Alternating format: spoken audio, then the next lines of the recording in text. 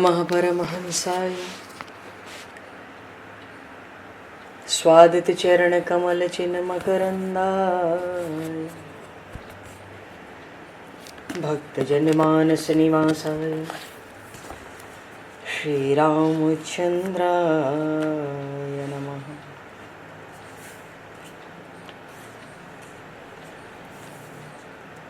वंदे विदेहतनया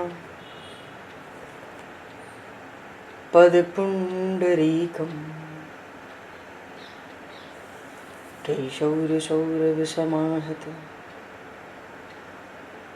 योगिचेतं हन्तुं प्रतापमनिशं मुनिहंससेव्यं सन्मानशालिपरिपीत परागपुञ्जम्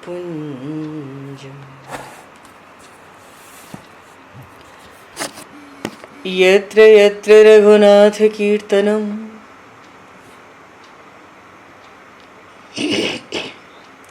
तत्र तत्र कृतमस्तकाञ्जलिं बाष्पवारि परिपूर्णलोचनं मारुतं नमत राक्षसान्तकं कुन्द इंदुसमदेह उमारमण करुणायन जाहि दीन परनेह करहु कृपा मर्दन मयन।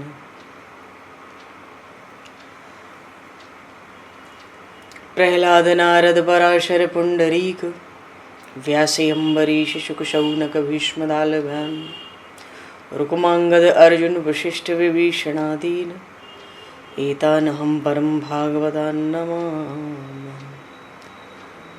श्री सीतानाथ समारंभां श्री रामानन्दार्य मध्यमाम् अस्मदाचार्य पर्यन्तां वन्दे गुरु परम्पराम्।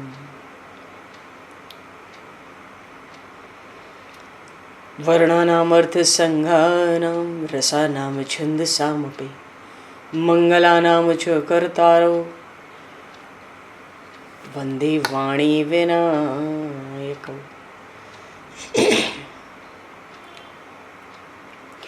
नान्यायस्पृहा रघुपते हृदये स्मदीये सत्यं वदामि च भवान् किलान्तरात्मा भक्तिं प्रयक्ष रघुपुङ्गवनर्भारां मे कामादिदोषरहितं कुरु मानसं च।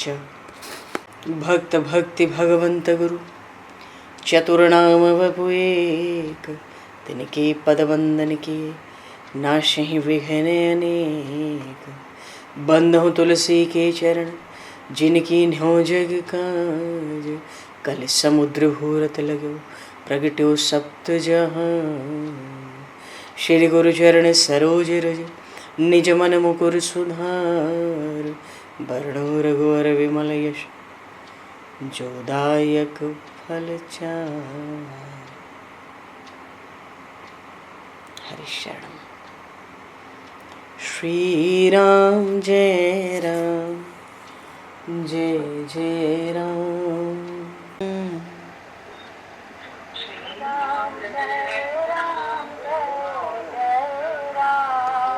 श्री राम जय राम जय जय राम।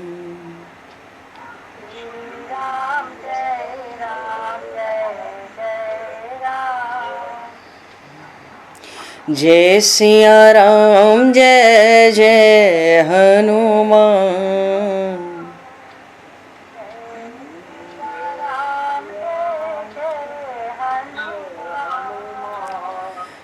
श्री गुरु रामानंद भगवान।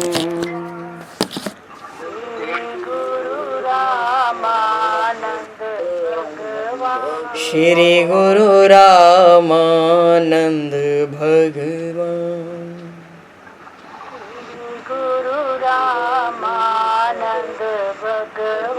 श्री राम जय राम जय जय राम।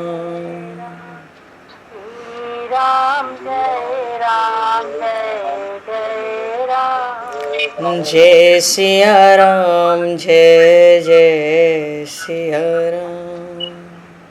जय सिया राम जय जय सिया राम। जय सिया राम जय जय सिया राम। जय सिया राम जय जय सिया राम। बोली सियावर रामचंद्र भगवान की जय। संपूर्ण राम दरबार की जय।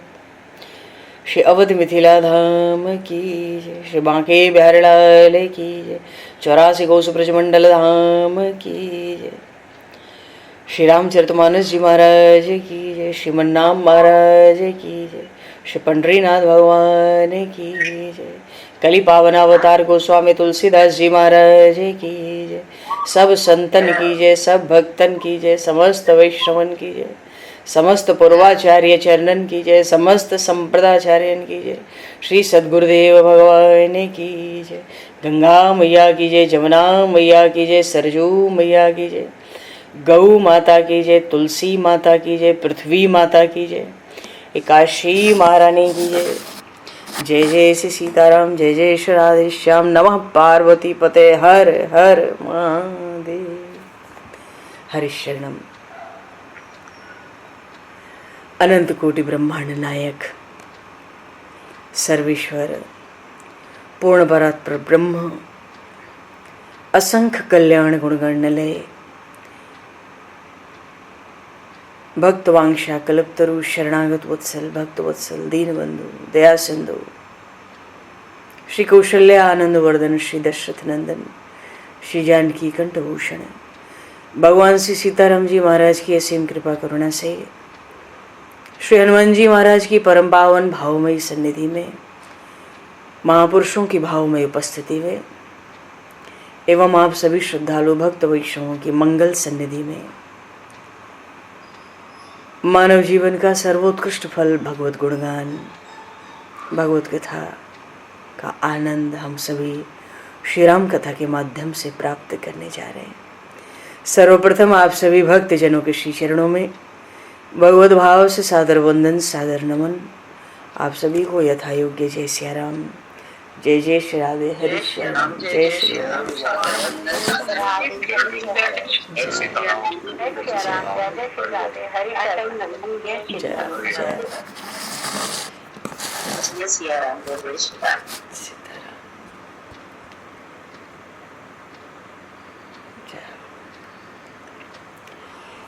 श्री रामचंद्र चरणों मनसा स्मरामि। श्री रामचंद्र चरणों वचसा गृणामि। श्री रामचंद्र चरणों सरसा नमामि। श्री रामचंद्र चरणों शरणं प्रपद्ये। माता रामो मत्पता रामचंद्रः स्वामी रामो मत्सखा रामचंद्रः सर्वस्वं मे रामचंद्रो दयालुर नान्यम जाने नैव जाने न जाने। मंगलम कौशलेन्द्रस्य महनीय गुणालये चक्रवर्ती तनुजाय सार्वभौमाय मंगलम। रामं रामानुजं सीतां भरतं भरतानुजं सुग्रीवं वायुसूनं च प्रणमामि पुनः पुनः। नमोस्तु रामाय सलक्ष्मणाय दिव्यै च तस्मै जनकात्मजाया। जी जैसे महाभटमानी महामुनि को कौन बुलाने जाएगा, इनको तो कोई निमंत्रण है नहीं। रावण ने जब सुना कि अयोध्या के राजकुमार ने सिद्धाश्रम के पास रहने वाले मेरे अनुचरों की सारी सेना समाप्त कर दी, ताड़का मर गई, सुबाहु मर गया, मारीच 100 योजन दूर समंदर पार गिरा, 60,000 सेना का नाश हो गया केवल 2 बाणों में। अयोध्या से सावधान तो वो था ही। महर्षि विश्वामित्र के सिद्धाश्रम में अयोध्या के राजकुमार आए हैं, मेरे सेवकों की सारी सेना समाप्त कर दी। शंका तो उसको तभी से बहुत हो गई थी। और महाराज अनरण्य ने श्राप भी तो दिया था रावण को कि अयोध्या के कुल में ही उसको मारने वाला उत्पन्न होगा। इसलिए भी रावण सावधान रहता था अयोध्या से। और अब अभी तो सशंकित वो था ही डरा हुआ, इसी बीच में एक नया उपद्रव हो रहा कि खड़ा हो गया। शिवजी का धनुष भंग हो गया। जिस धनुष ने रावण की भी बड़ी फजीहत की थी, वो शिव धनुष भंग हो गया। और उसने सुना वो अयोध्या के छोटे छोटे नन्हे नन्हे किसी राजकुमार ने शिव धनुष भंग कर दिया। वो तो उठ के खड़ा हो गया। परशुराम जी दक्षिण भारत में ही रहते थे, लंका से बहुत पास था उनका स्थान। और ये परशुराम जी इस संबंध में, रिश्ते में महर्षि विश्वामित्र इनके पिता के सगे मामा थे। जमदग्नि जी के सगे मामा हैं महर्षि विश्वामित्र। उस संबंध भी बड़ा विलक्षण है। तो रावण ने सोचा कि विश्वामित्र के साथ तो राजकुमार आए हैं अयोध्या के, जिन्होंने शिव धनुष तोड़ दिया, और ये विश्वामित्र और परशुराम तो संबंधी हैं। तो वो हमेशा से सोचता था कि विश्वामित्र और वशिष्ठ की शत्रुता बनी रहे, जिससे ये सब मिलकर मेरे साथ एकजुट न होने पाए। वशिष्ठ जी और विश्वामित्र जी की थोड़ी परस्पर मतभेद तो आरंभ में था ही। बाद में विश्वामित्र जी ने भी क्रोध न करने का व्रत ले लिया था, श्राप न देने का व्रत ले लिया था महर्षि वशिष्ठ के ही प्रभाव से। तो रावण तो राजनीति, कूटनीति सब करता था ना, हर चीज पर, अयोध्या से जुड़े हर पहलू पे ध्यान देता था। तो जब तक महर्षि वशिष्ठ और विश्वामित्र जी के बीच में थोड़ी शत्रुता या परस्पर मतभेद था, तब तक तो रावण को परशुराम जी से कोई डर नहीं था, क्योंकि परशुराम जी तो विश्वामित्र जी के संबंधी हैं बिल्कुल। लेकिन आश्चर्य हुआ ना, विश्वामित्र के यज्ञ की रक्षा के लिए अयोध्या नरेश दशरथ ने अपने कुमारों को भेज दिया और प्रसन्न होकर भेज दिया। इससे रावण घबरा गया था, क्योंकि इन दोनों महर्षियों में तो कभी पटी नहीं, वशिष्ठ जी और विश्वामित्र में। तो ये कैसे विश्वामित्र को दशरथ जी ने दोनों राजकुमार दे दिए? अब यही दोनों राजकुमार मिथिला में आ गए। मानो कभी अयोध्या का यही राजकुमार फिर लंका पर चढ़ाई कर। वो तो ऐसे ही सोचता था बिना सिर पैर के। तो कुछ ऐसा करो कि विश्वामित्र और परशुराम टकरा जाए। ये सीधा तो टकरा नहीं सकता था, श्राप का डर था इसको। युद्ध में तो इसको कोई जीत नहीं सकता था, पर श्राप से डरता था। और ऋषि मुनि युद्ध भी कहां करते थे, ब्राह्मणों का तो काम नहीं है युद्ध करना। सोचता है ये विश्वामित्र जो लेकर आए हैं अयोध्या से राजकुमार, ये भी कम तो है नहीं। और परशुराम जी को भड़काओ और इन दोनों को भिड़ाओ। परशुराम तो अजय है ना, अमर हैं, उत्कट भट्ट हैं, महाभटमानी हैंगे। इनकी शत्रुता बड़ी भारी पड़ेगी, इनको अपने में मिलाओ। कहीं वहां जाकर ये पीछे विश्वामित्र से मिल गए तो मानो ये तो अयोध्या से मिल गए, फिर इनको अपने में मिलाओ। ये तो बड़े अजय अमर उत्कट योद्धा है। तो परशुराम जी को इन दोनों अयोध्या के कुमारों के विरुद्ध भड़काओ, परिणाम कुछ भी हो, लंका का तो लाभ ही था। रावण बड़ा नैतिज्ञ है, बड़ा चतुर था। अच्छा, दुष्ट आदमी, बहुत ध्यान देना, मानो कोई दुष्ट व्यक्ति है और उसको बुद्धि मिल जाए, निश्चित पाओगे वो हमेशा सशंकित रहता है, उसको शंका रहती है। बुद्धि हो पर व्यक्ति की वृत्ति दुष्टता की हो, ऐसे व्यक्ति में हमेशा शंका बनी रहती है। उसका हृदय मलिन रहता है, इसीलिए वो आशंका करता रहता है।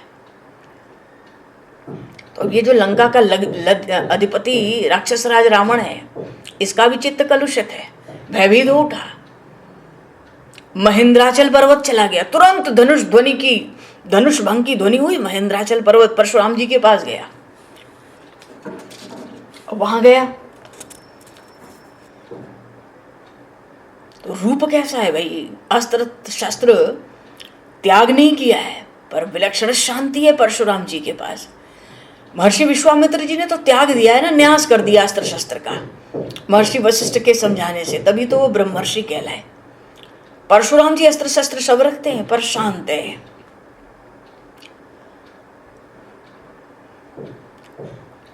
ये भार्गव वंशी भृगुवंशी हैं। परशुराम जी के सामने जाके रावण ने दंडवत लगाई, प्रणाम किया। कहता है आप मुझे तो असुर मान के आप तिरस्कार कर सकते हो, लेकिन मैं कह देता हूं मैं अंततः ब्राह्मण हूं। प्रणाम करते ही बात कहता है, मुझे राक्षस समझ के आप तिरस्कार भले करो, पर मैं ब्राह्मण हूं और मैंने अयोध्या के सम्राट मानधाता को वरदान न दिया होता, क्योंकि मानधाता जी को वरदान दिया था, को आश्वासन दिया था, मैं अयोध्या पे कभी आक्रमण नहीं करूंगा।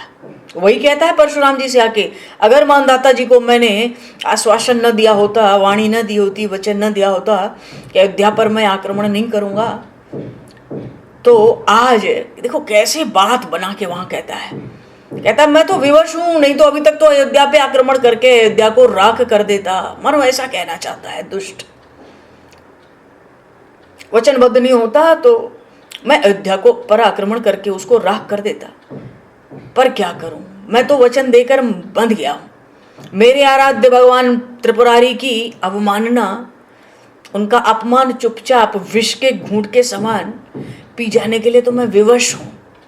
जो मेरे इष्ट हैं भगवान शिव, उनका धनुष तोड़ दिया, छोटे छोटे नन्हे नन्हे लड़कों ने, बच्चों ने तोड़ दिया, पर मैं अपमान का, मेरे इष्टदेव भगवान त्रिपुरारी का अपमान ही हुआ, उस अपमान के विष के घूंट को मैं पीकर जी रहा हूं, मैं विवश हूं। मैं अयोध्या पे आक्रमण नहीं कर सकता, नहीं तो दो नन्हे वाला क्या पूरी अयोध्या राख कर देता।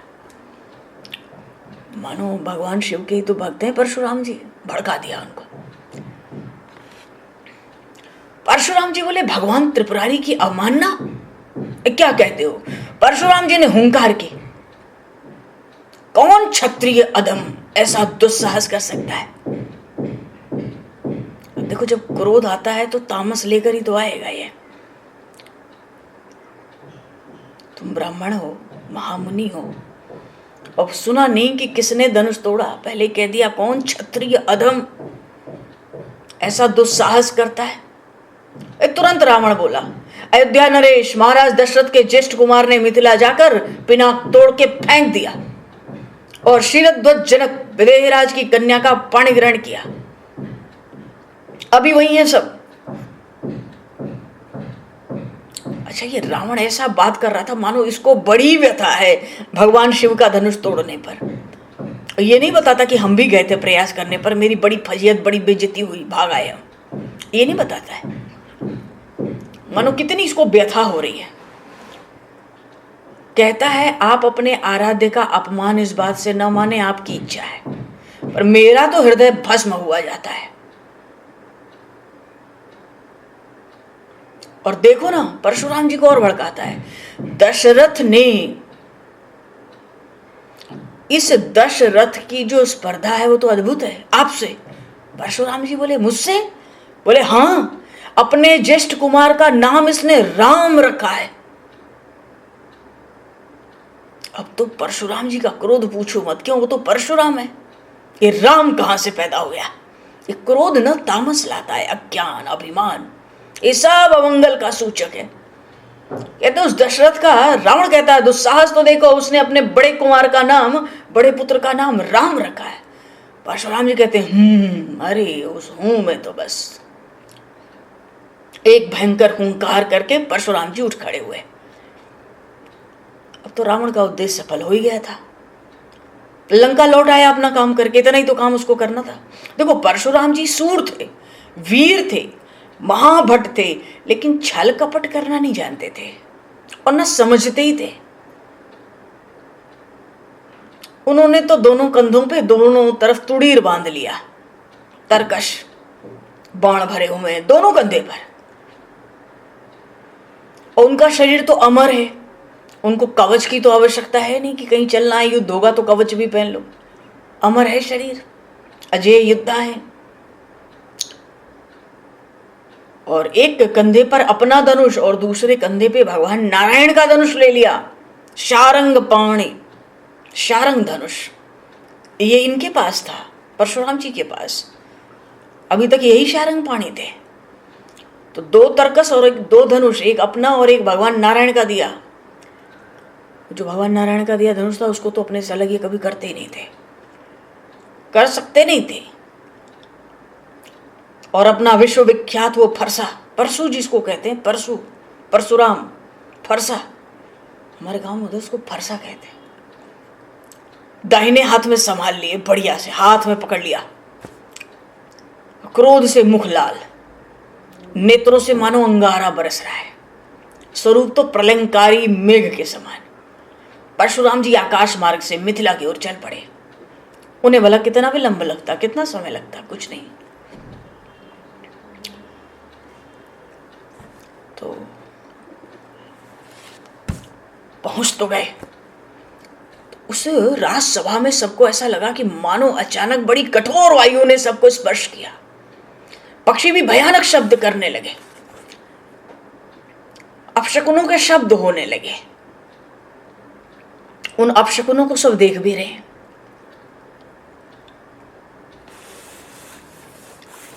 तेहि अवसर सुनी शिव धनुभंगा, आयो भृगुकुल कमल पतंगा। भृगुवंशियों के सूर्य हैं भृगुकुल के, जैसे रघुवंशियों में रघुवंश के सूर्य भगवान राम को कहा गया है, भृगुवंश के सूर्य हैं परशुराम जी।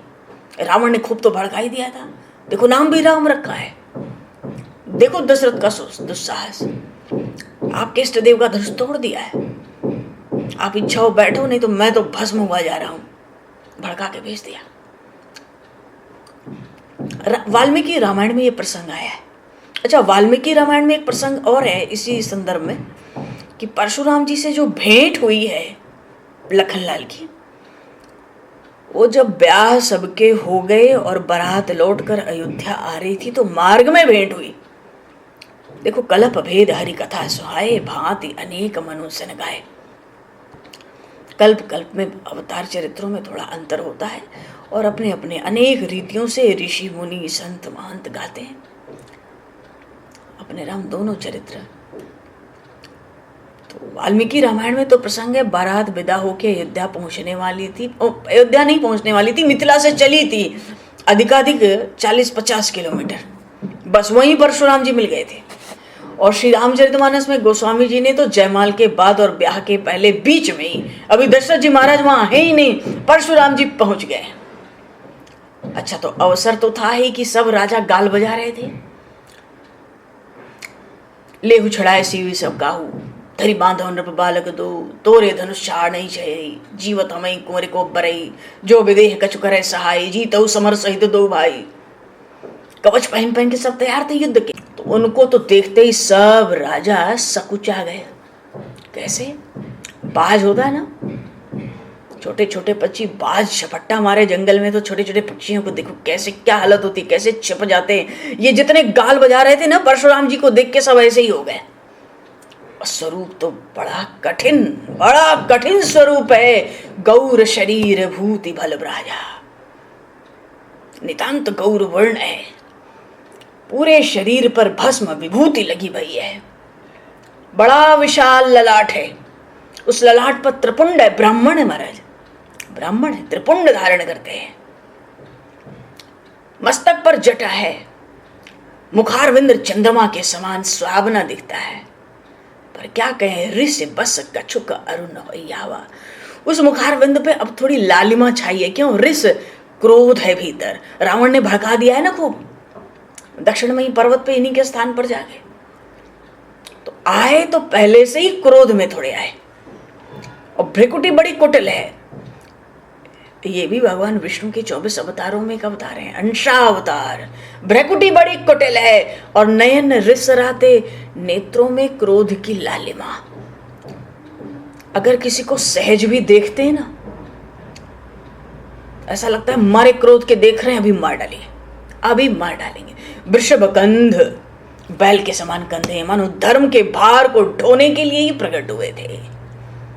बाहु विशाला, सुंदर जनेऊ, बिल्कुल शुद्ध सूत का जनेऊ, मृग छाला, कमर में मुनियों के वस्त्र, दोनों कंधों पर तूणीर तरकस, दोनों कंधों पर धनुष, एक अपना एक भगवान नारायण का प्रदत्त शारंग धनुष, हाथ में फरसा, परशु, इसी का नाम परशु है।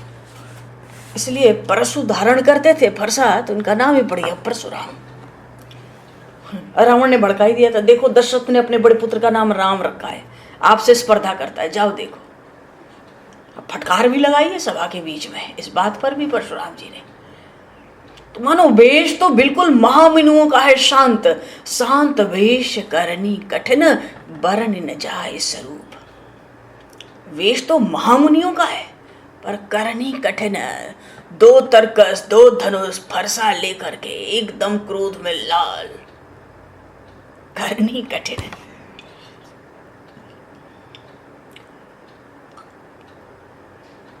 मानो ऐसा लगा मिथिला की राजसभा में उस समय परशुराम जी के आते, अभी तो बस आए हैं, आ ही रहे हैं, बिल्कुल आ ही रहे हैं।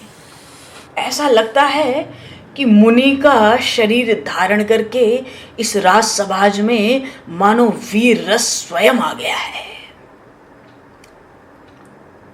जनि मुनि तनु धर हरि मुनि तनु जनु वीर रस आयु जहां सब भूप। जहां सब राजा गाल बजा रहे थे ना, व्यर्थ बकवास कर रहे थे, दुष्ट विवेकहीन अंधे अभिमानी, उसी समय महामुनि परशुराम जी पधारे। तो जो उन दुष्ट राजाओं ने, तो राजा ही भरे थे सब वहां पे राज समाज में, तो जब भृगुपति को देखा, भृगुवंशियों में श्रेष्ठ परशुराम जी सूर्य के समान, बड़ा भयंकर वेश, सब उठ के खड़े हो गए भय से व्याकुल। ये जो गाल बजा रहे थे वही पहले खड़े हो गए, सब खड़े हो गए, भय के मारे व्याकुल हो गए। और क्या करते, परिचय देते, पिता का नाम लेते, गोत्र का नाम लेते, पिता का नाम लेते, अपना नाम बताते, लगे करण सब दंड प्रणामा। अच्छा, ये पिता का नाम, पिता समेत कहीं कहीं निज नामा, ये पिता के साथ अपने नाम क्यों बताते? देखो, प्राचीन काल में अपना परिचय देने का यही तरीका होता था। जैसे भगवान श्री राम किसी को प्रणाम करते तो परिचय देते, इक्ष्वाकु गोत्रीय दाशरथी राम। ऐसे ही सब राजा अपना गोत्र का नाम लेते, पिता का नाम लेते और अपना नाम। पिता का नाम इसलिए लेते कि हे परशुराम जी महाराज, मेरे पिता का नाम ये है, आप स्मरण करो मेरे पिताजी कैसे ब्राह्मण भक्त थे। क्योंकि ये वही परशुराम है जिन्होंने 21 बार क्षत्रियों से खाली कर दिया पृथ्वी को, 21 बार। और ये सब क्षत्रियों का समाज बैठा है आज। तो ये सब अपने अपने बचाव के लिए कहीं संहार ही न कर दें पलक झपकते ही। 21 बार खाली कर चुके, ये मिथिला की राज समाज खाली कर देंगे क्षत्रियों से, तो इनके लिए कौन सी बड़ी बात होगी। वो डर के मारे अपने अपने बाप का नाम पहले लेते हैं। मेरे पिताजी मानो कितने बड़े ब्राह्मण भक्त हैं, आप विचार करो, कृपा करो, दया दृष्टि करो महाराज। वो दंडवत प्रणाम लगाते चलते। अच्छा, जिसको स्वभाव से सहज देखते हैं ना, अच्छा भी देखते हैं, सो जाने जनुआई खुटानी। खुटानी सहज भी किसी को देखते तो उसको लगता है मेरी आयु पूरी हो गई, आयु आज पूरी। चलो, ये जितने गाल बजा रहे थे ये तो बिल्कुल क्षण मात्र में शुद्ध सीधे हो गए परशुराम जी का दर्शन होते।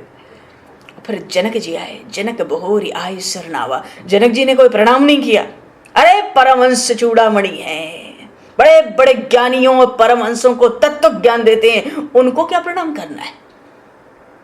जनक बहोरी आय सिरनावा, सिर झुका लिया जनक जी ने सामने आके। क्यों? समाज तो उन्हीं का है।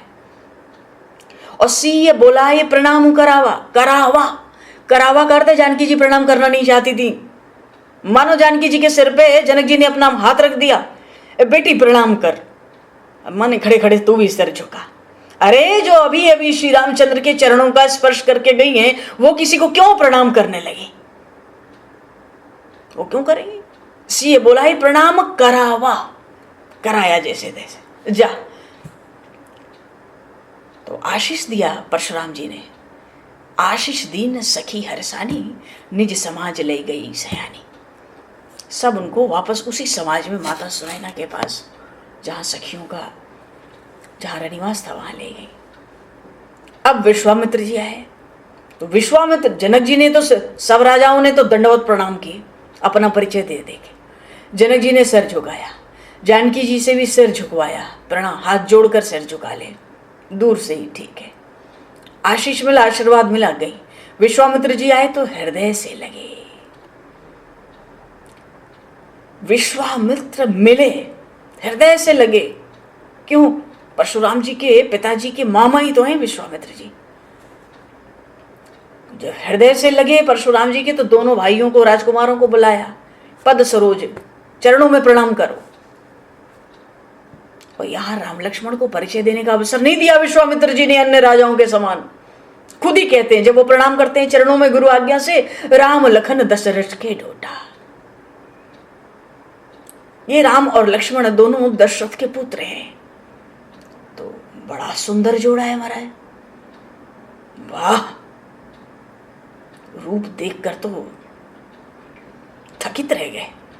उन दोनों को भी आशीर्वाद दिया, बड़ा सुंदर जोड़ा है भाई। पर राम ही चितय रहे थक लोचन, रूप अपार मार मद मोचन।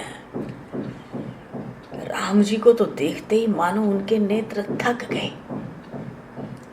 थक गए का क्या भाव है? देखो, हम थक जाते हैं तो क्या लगता है, अब हम उठेंगे नहीं भाई, हमें कोई मत बुलाना। अब हम हाथ हिलाएंगे नहीं, पैर हिलाएंगे नहीं, अब हम बस पड़े हैं तो पड़े हैं, अब कुछ हिलेगा नहीं, थक गए। परशुराम जी ने जब राम जी का दर्शन किया, राम ही चितय रहे थकी लोचन, रूप पार मारे मद मोचन।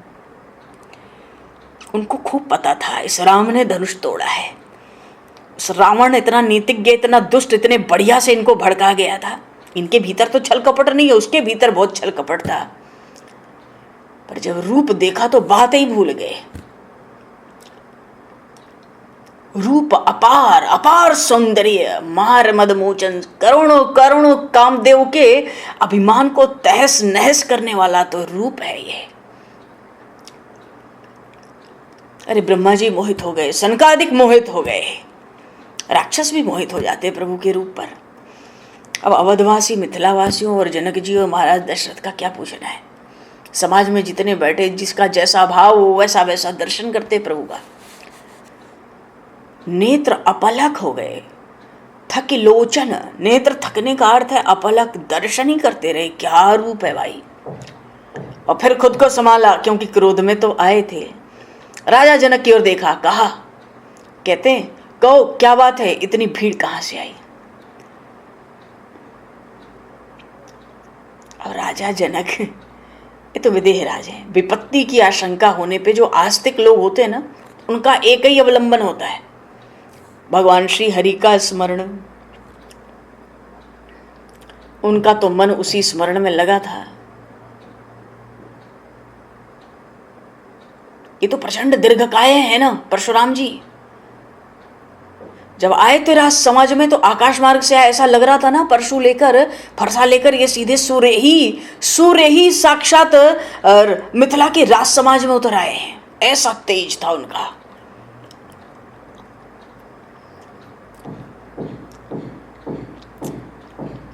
ये भीड़ किस लिए जुटी सब पता है उनको। पूछत जानी अजान जिमी, व्यापे कोप शरीर। पूछते हैं ऐसे मानो सब जानते हैं, पर पूछते हैं ऐसे मानो अनजान है, हर प्रसंग से, हर विषय से अनजान है। पर पूछते पूछते इतना क्रोध आ गया, व्यापो कोप शरीर, पूरे शरीर में क्रोध छा गया। अभी उन्होंने कोई जवाब नहीं दिया, अभी पूछ ही रहे हैं। पूछते पूछते ही क्रोध आ गया, भगवान शिव का धनुष तोड़ दिया। पूछते, बताओ बताओ जनक, यहाँ इतनी भीड़ क्यों लगी है तुम्हारे राज समाज में। अब समाचार कही जनक सुनाए, जय कारण महीप सब आए। तो उधर तो कथा सुना रहे, अपनी घोषणा प्रतिज्ञा, धीरे धीरे। थोड़े भयभीत तो है ही भीतर से, भयभीत है। कोई कहते हैं भयभीत है, आप तो कहते हो विदेह हैं, ज्ञानी हैं, तो भयभीत है। अरे वो राम जी के वात्सल्य के मारे भयभीत है। जनक जी तो एक और अपना सब सुनाने लगे, सार संक्षेप। सुनत बचन फिर अनत निहारे। अनत का अर्थ है अन्यत्र। धरती पे इधर उधर देखे तो देखे चाप खंड मही डारे। धनुष के 2 टुकड़े करके पृथ्वी पर डाले गए।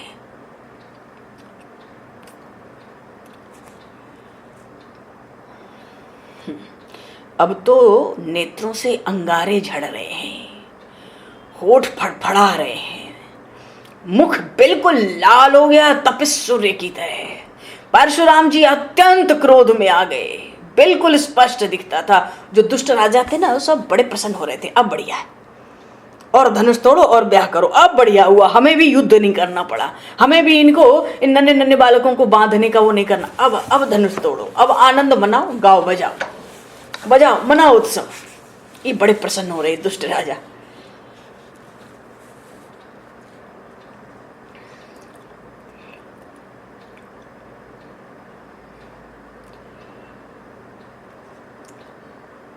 अब तो तेरे से बोले बचन कठोरा, कहु जड़ जनक धनुष कह तोरा। अब बताओ, अब बुद्धि खराब ही ना है, तामसी विचार। ये रावण ने बीज बो दिए पहले उन तत्व। अरे जहां बड़े बड़े सुखदेव जैसे परमहंस भी तत्व ज्ञान लेने आते थे, जिन महाराज विदेहराज जनक के पास, ये परशुराम जी कहते हैं अतिरिस बोले बचन कठोरा, बड़े क्रोध में बड़ा कठोर वचन। कहु जड़ जनक, हे मूर्ख जनक, बता इस धनुष को किसने तोड़ा?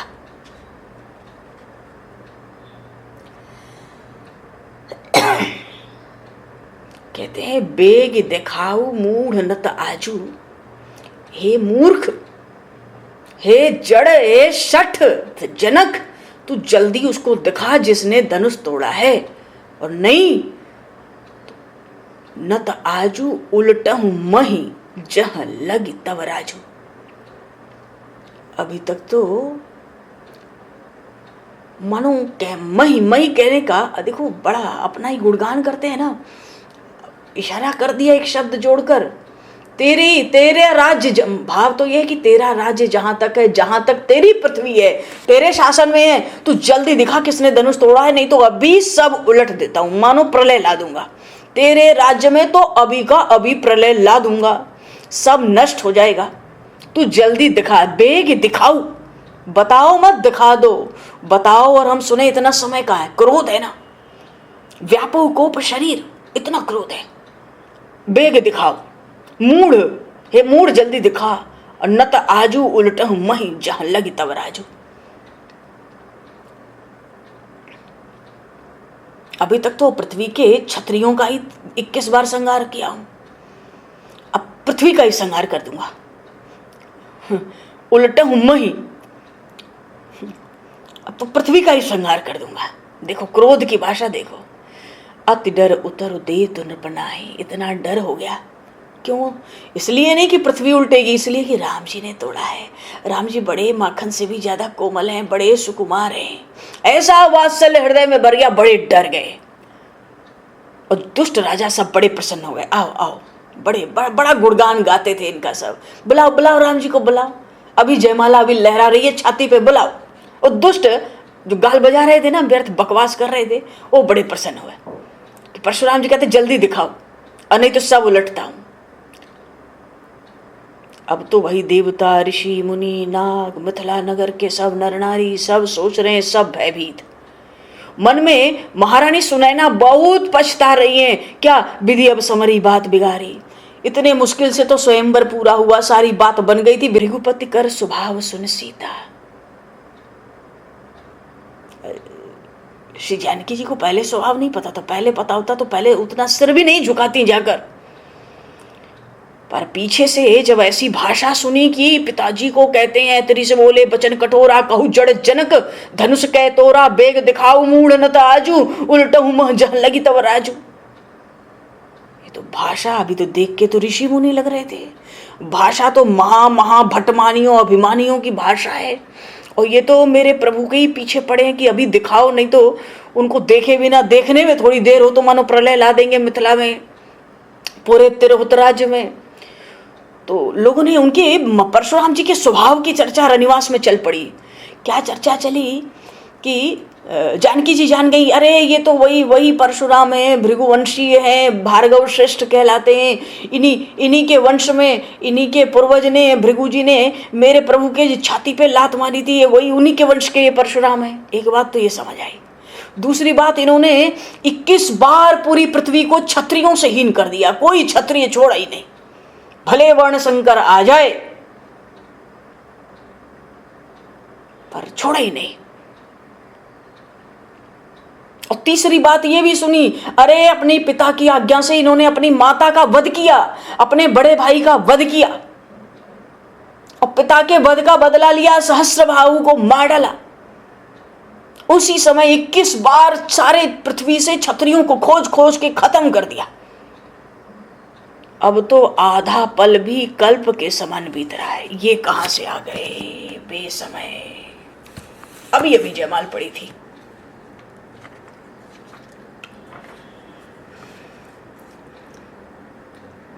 तो राम जी ने देखा, देखो राम जी के बोलने का कोई अवसर था नहीं, और न उनको किसी ने कहा था कि बोलो,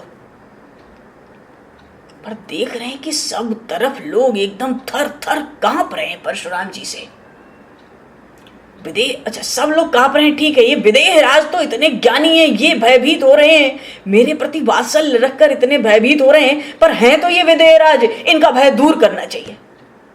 और दूसरे जानकी भी, ये जानकी भी बहुत डर रही हैं। आधा आधा क्षण इनको कल्प के समान व्यतीत हो रहा है। क्यों? क्योंकि बोला तो यही था ना कि बेग दिखाओ, जल्दी दिखाओ किसने धनुष तोड़ा है, और नहीं तो प्रलय लाऊंगा, तो प्रलय लाएं या क्या बवाल करें, उससे पहले हम ही प्रकट हो जाएं। प्रभु ने देखा भाई किसी का भय दूर हो ना हो, जनक जी का होना चाहिए, ये विदेह है, ज्ञानियों के लिए वात्सल्य का ऐसा भाव उचित नहीं है भय। और जानकी जी भी बड़ी भयभीत हैं, अभी अभी तो वरमाला पहनी है, अगर हमारे रहते राज समाज में ये इतनी भयभीत हो जाएं तो फिर इनको जीवन में मैं क्या सुख दूंगा? मेरे रहते ही जब ये दुखी हो रही हैं, रो रही हैं, इनको मैं क्या सुख दे पाऊंगा? उनके तो हृदय में कोई हर्ष या विषाद है नहीं। धनुष तोड़ने भी चले थे गुरु आज्ञा से, उठऊ राम भंजऊ भव चापा, मेटऊ तात जनक परितापा, तो भी कोई हर्ष विषाद नहीं था। धनुष तोड़ दिया, फिर भी कोई हर्ष विषाद नहीं था। पिता की आज्ञा से, पिता की इच्छा से राज्याभिषेक होना था, तो भी प्रसन्न नहीं हुए, मुख पर प्रसन्नता नहीं। पिता की आज्ञा से वनगमन हो गया राज्याभिषेक के समय, तो भी कोई दुख नहीं हुआ, कोई शोक, कोई विषाद नहीं हुआ। अभी भी कोई शोक विषाद नहीं हुआ हृदय में। पर कछु बोले श्री रघुवीर, बोलिए श्री राम राजा सरकार की। क्योंकि बवाल तो इन्हीं का है, परशुराम जी ने तो वही स्पष्ट कह दिया, कहू जड़ जनक धनुष कै तोड़ा। हे जड़ जनक, ये बता कि धनुष किसने तोड़ा है, और दे बेग दिखाऊ मूढ़ नत आजू, उलटहु मही जहां लही तब राजू। जल्दी दिखा दो, और नहीं तो सब प्रलय ला दूंगा। तो राम जी सोचे भाई हम ही बोले, बीच में आ जाए। राम जी बोले, अच्छा राम जी जब जब बोले और जहां जहां बोले, बड़ी विलक्षण बाड़ी, बहुत विलक्षण।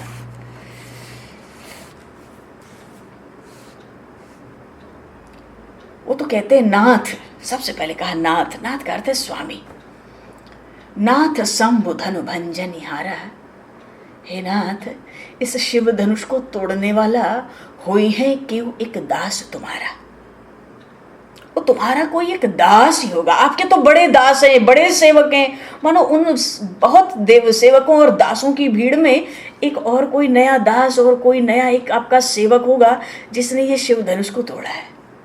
देखो ये प्रभु की क्या मर्यादा। ये नहीं कहते कि मैंने तोड़ा है, कहते हैं शिव धनुष को, हे नाथ, शिव धनुष को तोड़ने वाला आपका ही कोई दास, आपका ही कोई सेवक होगा। आयसु कहा कहे कि न मोही, क्या आदेश है, क्या आज्ञा है, आप मुझसे क्यों नहीं कहते? मानो जनक जी को क्यों डराते हो? मुझसे कहो। इस शब्द में ही कितना शब्द, कितना सार छपा है। आयुष का, आपका आदेश क्या? मानो अब अगली बात क्या है, ये बोलो धनुष तो टूट गया। पर प्रभु की भाषा इतनी मर्यादित है। कहते नाथ शंभु धनु भंजनिहारा, होई है को एक दास तुम्हारा। अनुप्रसन्न हो जाओ भाई, मैं सेवक हूं, दास हूं, क्योंकि आप ब्राह्मण हो। भाव बड़े गूढ़ भाव है, पर शब्द बड़े थोड़े हैं, भाव अपार है उसमें। हुई है कि वो दास तुम्हारा, मानो ऐसा सुनेंगे तो शायद इनका क्रोध शांत हो जाए। आयस कहा कहीं कि न मोही, क्या आदेश है उसके लिए जिसने धनुष तोड़ा है, उसके लिए क्या आज्ञा है? कहिए कि न मोही, मुझसे क्यों नहीं कहते आप? अरे इतना सुनते ही तो बड़े क्रोध में आकर बोले परशुराम जी, अरे सेवक सो जो करे सेवकाई, अरे करनी करी। करिए लड़ाई। सेवक तो वो होता है राम जो सेवा करे। शत्रुता का काम करके तो, कोई शत्रुता का काम करे तो फिर तो उसको युद्ध ही करना चाहिए ना। मानो कह दिया कि जिसने धनुष तोड़ा है न तो वो मेरा सेवक है न वो मेरा दास है। बात को काट दिया प्रभु के। प्रभु ने कहा था ना, हो है को एक दास तुम्हारा नाथ शंभुधन भंजन हारा। तो कह दिया ना ना, जिसने शिव धनुष तोड़ा है वो मेरा सेवक हो नहीं सकता, मेरा दास हो नहीं सकता। जिसने शिव धनुष तोड़ा है वो तो मेरा शत्रु है। कैसा शत्रु है? सहस्र बाहु समसो रिपुमूरा, सुनहु राम जहि शिव धनु तोड़ा। शिव जी का धनुष जिसने तोड़ा है, हे राम, वो मेरा दास सेवक नहीं हो सकता, वो तो मेरा भारी शत्रु है, सहस्रबाहु की तरह। ये सहस्रबाहु वही है जिसके पास रावण को कोई जीव जंतु समझ के बांध के रखा था अपने अश्वशाला में। बच्चे वहां जाते, लात हाथ मारते, खेलते, कुछ फेंकते पटकते। पुलस्त मुनि जाके छुड़ा कर ले आए थे रावण को। ये वो सहस्रबाहु है, इसको मार कर आए परशुराम जी। अरे सब एक से एक भट्ट मानी है, वाणी तो सबकी सुनने योग्य है। वो रावण की हो, बाणासुर की हो, परशुराम जी की हो, वाणी तो सुनने योग्य है। तो सुनहु राम जय शिव धन तोरा। हे राम देखो, जिसने शिव धनुष तो, क्योंकि राम जी बड़ी कोमलता, बड़े विनय, बड़ी रसमयी वाणी प्रकट करते हैं। कहते देखो, वो भी मीठा बोलते हैं, देखो राम, जिसने धनुष तोड़ा है वो मेरा सेवक या मेरा दास नहीं हो सकता, वो तो मेरा शत्रु है। और शत्रु है तो फिर तो उसको युद्ध करना चाहिए, क्रोध में है। वो तो साधारण शत्रु नहीं है, सहस्रबाहु से बढ़कर शत्रु है। और उसको तो मैंने ऐसे ही 1000 भुजाएं काट के उसको मार डाला, इसको तो फिर देखूंगा, पता तो ले। तो राम जी से कहते हैं, सो बेलगाओ बिहाई समाजा, न तुम्हारे जई है सब राजा। जिसने शिव धनुष को तोड़ा है उसको राज समाज से अलग खड़ा कर दो, और अलग नहीं खड़ा कर दोगे तो उसके मारे सारे राजा आज यहां मारे जाएंगे। तो सुन मुनि बचन लखन मुस्काने। लखनलाल सोचते हैं कि देखो मेरे महान अग्रज कितनी मीठे से बोले, जबकि इन्होंने जनक को कैसा जड़ मूढ़ सब कुछ कह दिया, और पहले ही कह दिया था कि बेग दिखाओ, कहू जड़ जनक धनुष कह तोड़ा। लक्ष्मण जी को तो तभी गुस्सा आ गई थी क्योंकि राम जी ने तोड़ा था। और ये कहते हैं जड़ जनक, मूर्ख, पत्थर के समान है जनक, तो बता धनुष किसने तोड़ा। तो लक्ष्मण जी को तो गुस्सा तभी चढ़ गई थी। और फिर कहते थे बेग दिखाओ मूढ़ न ताजू, उल्टा हूँ जहां लही तब राजू। जल्दी दिखा किसने तोड़ा, नहीं तो सब प्रलय दूंगा तेरे राज्य में, अभी सब नष्ट। लक्ष्मण जी तो क्रोध में थे ही, लेकिन जब राम जी के इतने मीठे से बोलने से कि आप मुझे आज्ञा दें, मुझे बताएं क्या करना है, जिसने भी तोड़ा है आपका सेवक एक दास है। ये तो कहते हैं कि वो सेवक हो नहीं सकता, दास हो नहीं सकता, ये तो शत्रु है, महान शत्रु है, सहस्रबाहु से बढ़कर शत्रु है। हे राम, जिसने शिव धनुष तोड़ा है उसको अलग कर दो, नहीं तो उसके पीछे सारे राजा मारे जाएंगे। अब तो इस वाणी को सुन के लक्ष्मण जी मुस्काए। सुनी मुनि बचन लखन मुस्काने। तो भैया लखनलाल तो मुस्काए, आगे हंसेंगे और फिर बेहसेंगे। देखो बात ये है, लक्ष्मण जी तो यही समझ गए कि राम जी इनका पार पाएंगे नहीं, क्योंकि ये मर्यादा पुरुषोत्तम है, मीठा मीठा विनय में बोलेंगे, और इनकी भाषा इतनी कठोर है, बिल्कुल नर्मर्यादित। तो राम जी तो यहाँ पार पाएंगे नहीं। अब इनका यश फैलाने के लिए, अरे अभी अभी तो धनुष भंग हुआ है, अभी अभी जयमाल हुई है, जयमाल का जो हार है मेरे महान अग्रज के वक्षस्थल पर लहरा रहा है, और कहाँ से ये परशुराम यहाँ आ गया, इतनी कटु वाणी बोलता। अब राम जी को तो राजा तो जो दुष्ट थे वो प्रसन्न हो ही रहे थे ना, वो तो प्रसन्न हो रहे थे, बड़ा अच्छा हुआ, बड़ा इस समय से आए। लक्ष्मण जी को तो क्रोध है, और राम जी इतना मीठा बोलते हैं, ये कैसा बोलते हैं। लक्ष्मण जी समझ गए कि अब आप शांत रहो, अब इनको मैं देख लूंगा। चलो प्रसंग बड़ा सुंदर है। देखो ब्राह्मणों की हत्या या उनसे युद्ध ऐसे शास्त्रों में कहीं बात है नहीं। ब्राह्मणों को मारना हो तो केवल अपमान कर दो। लक्ष्मण जी भी आ गए मैदान में। बोलिए श्री राम राजा सरकार की जय, श्री लखनलाल की जय। तो लखनलाल को आज मुस्कुराने दो, स्थिति तो समझ ही चुके हैं, और समझने दो। कल आगे का प्रसंग प्रभु जैसी प्रेरणा करेंगे वैसा लिया जाएगा। समय को दृष्टिगत करते हुए सब संतन की जय, सब भक्तन की जय, सद्गुरुदेव भगवान की जय।